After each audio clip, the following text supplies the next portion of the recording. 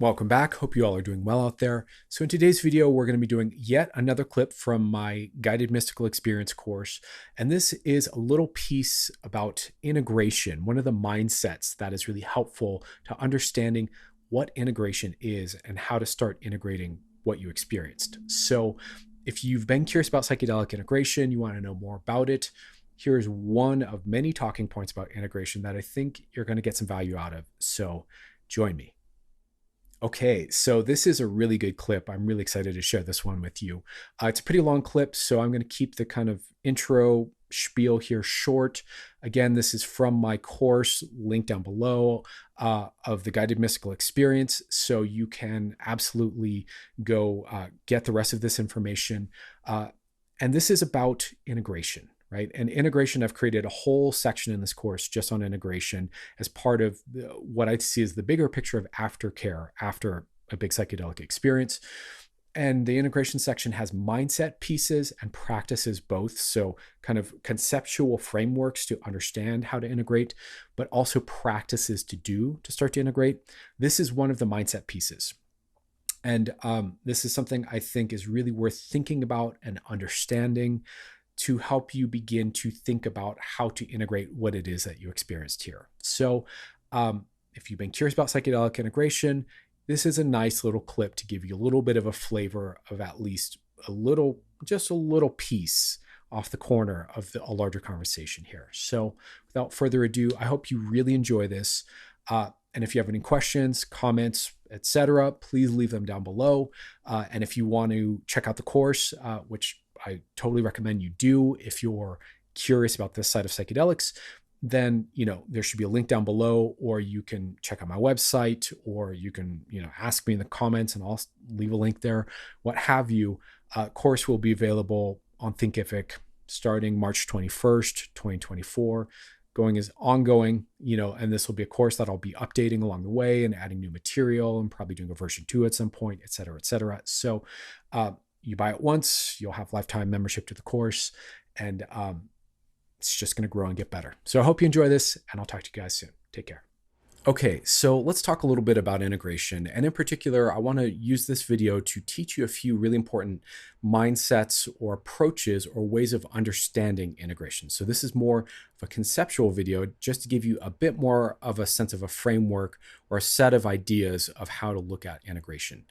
Like I said in the introduction, integration is an incredibly deep, complex topic, and there are many, many ways to think about it, many ways to approach it.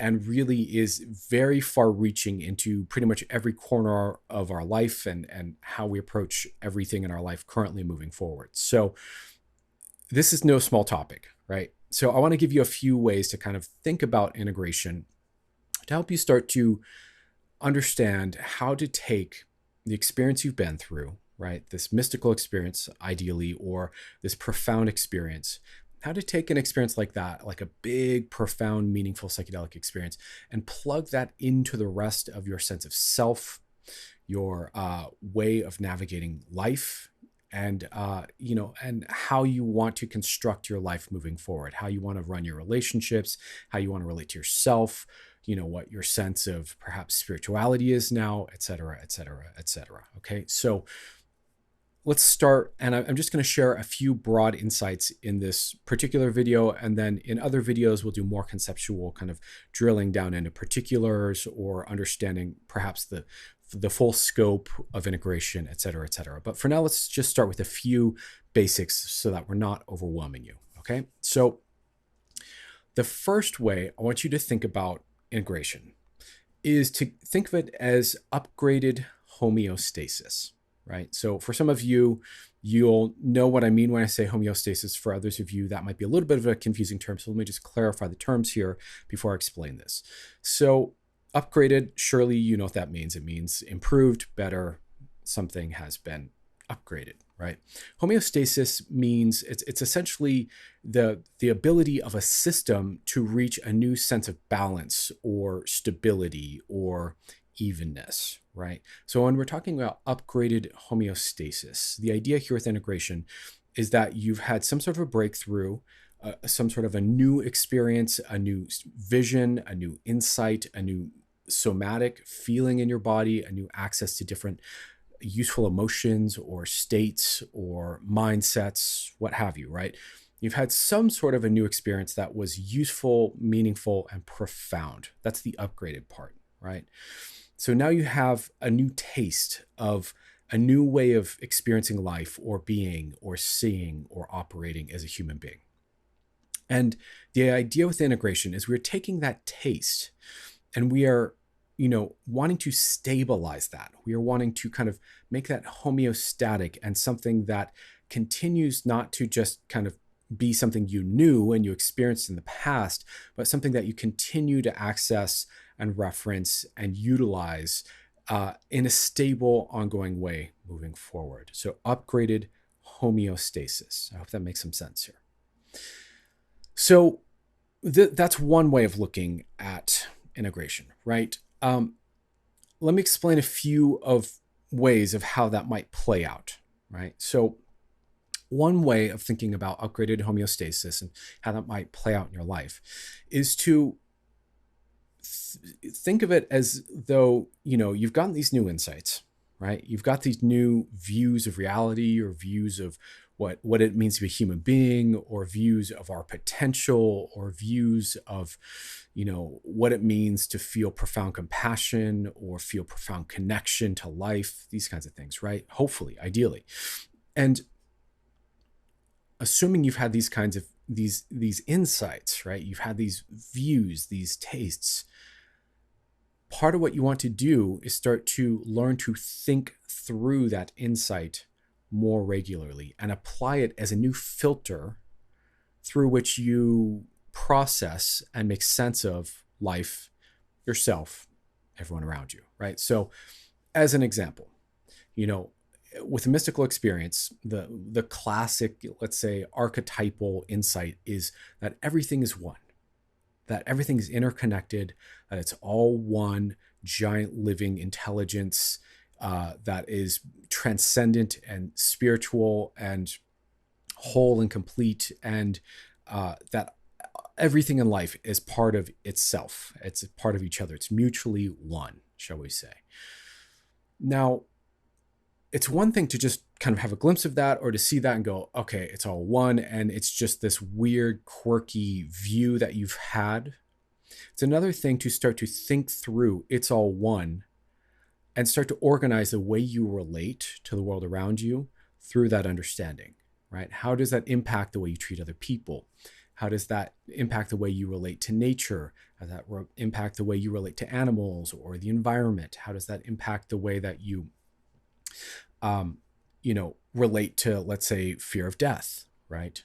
How does that impact the way you understand spirituality and whatever spiritual tradition you might have grown up with or resonate with now, or what have you, right? How does that impact what you want to do with your life, right? How does that impact the way you sit inside your own body, inside your own nervous system, and feel in a given moment, right?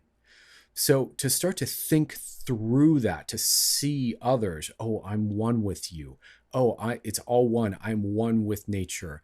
Oh, it's, oneness is the underlying truth here. So no matter how strange things look, I can trust that. To start to think through it's all one and see through that lens is a different thing than to just kind of passively carry it in the back of your mind, do nothing with it, think of it as an artifact of being high on a psychedelic, and just kind of carry on in your default state, right?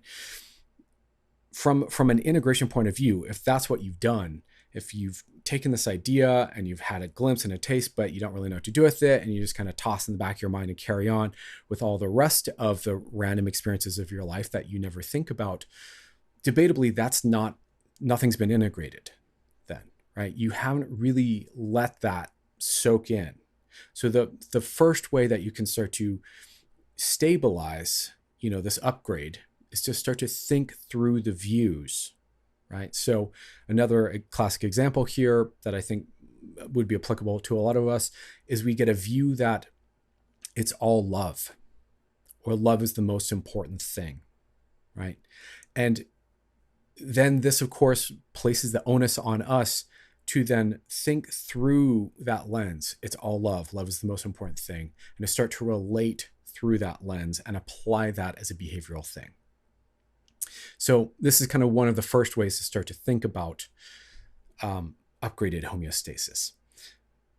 The second one, which kind of really pairs with that first one of thinking through those filters, is taking action in alignment with these understandings, right? So I was kind of alluding to that when I was saying, well, how does this change the way you relate, right? So with whatever new understanding you've come across, right, taking action through, in alignment with that, in accordance with that.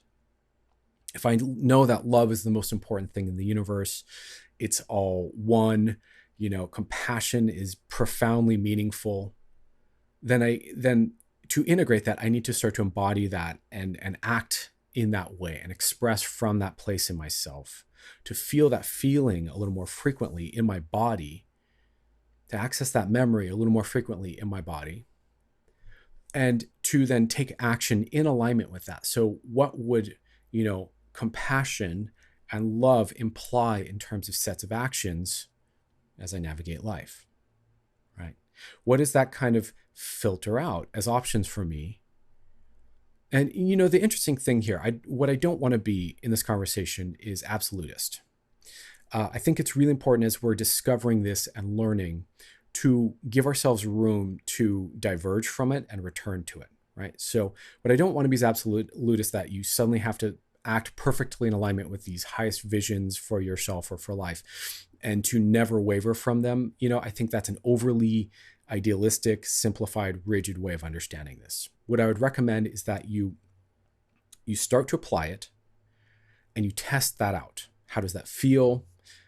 How does life respond when you're acting from that place? Is there more refining to do in terms of your ability to act from that place? What are the limits of being in alignment with that view? What are the benefits, right? And start to look at all of that and test that out, and then give yourself room to not act in alignment with those views or those understandings. See what that does for you, kind of test that out, and you can kind of go back and forth and learn and decide for yourself.